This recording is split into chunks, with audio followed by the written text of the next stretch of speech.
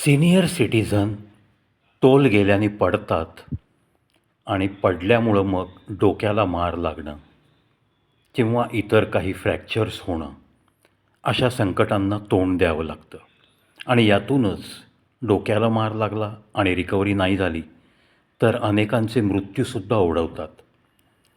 मग आपला तोल गेल्यानंतर आपल्याला सांभाळता आला पाहिजे म्हणून हा एक छोटासा एक्झरसाइज जो शक्य असणाऱ्या सगळ्या सिनियर सिटिझननी दिवसातून एक 2-4 वेळा करायला हरकत नाही आहे.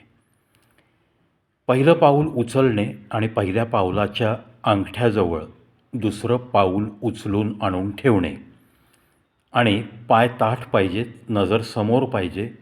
अशा परिस्थितीत कमीत कमी 30 सेकंद तुम्हाला उभं राहायचं आहे. तोल जाऊ शकतो म्हणून सोबत कोणीतरी असेल तेव्हाच हा व्यायाम करा. घरातल्या एका व्यक्तीला तुमच्या अवतीभोवती उभं राहायला सांगा. जेव्हा तुम्ही सरावाने यामध्ये 30 सेकंदपर्यंत उभं राहायला शिकाल, तुम्हाला शक्य होईल, तेव्हाच तुम्ही एकटा हा व्यायाम करण्याचं धारिष्ट्य करा. शक्यतो एकट्याने हा करायचाच नाही असंच मी सांगेन, कारण प्रिकॉशन घेणं, काळजी घेणं हे केव्हाही श्रेयस्कर. दुसरी गोष्ट, तुम्हाला डायबेटीस असेल, पॅरालिसिस होऊन गेला असेल, स्ट्रोकचा आजार असेल, हाय बी पीचा आजार असेल, व्हर्टिगोचा चक्कर येण्याचा आजार असेल, तर अशा व्यक्तींनी हा एक्झरसाईज करायचा नाही आहे.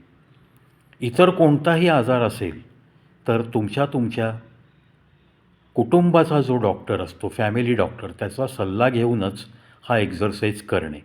पण ह्याच्याने तुमच्या मेंदूतला तोल सांभाळण्याची जी क्रिया करणारा भाग असतो तो क्रियाशील राहतो. त्यानंतर तुमच्या पायाच्या मसल्सना एक चांगल्या प्रकारे बळकटी मिळते. हा जो स्टँडस्टील राहण्याचा जो मी भाग सांगतो आहे तुम्हाला, तोल सांभाळून उभं राहायचं आहे, हा 30 सेकंद तुम्ही तसं उभारता तुम्हाला आलं पाहिजे. जर तुमचा तोल जात असेल तेव्हा तुम्ही हात पसरायचेत, जेणेकरून तुमचा तो बॅलन्स होत राहील. असा तुम्ही जेव्हा स्वतःचा तोल स्वतःला सांभाळायला शिकाल तेव्हा तुम्ही पडण्यापासून वाचण्याचं एक कसब शिकाल आणि पडल्याने होणाऱ्या दुखापती सिनियर सिटिझन म्हणून तुम्हाला कधीही फेस कराव्या लागू नयेत याच्यासाठी हा एक माहितीस्तव एक्झरसाईज तुम्हाला मी व्यायाम सांगितला आहे.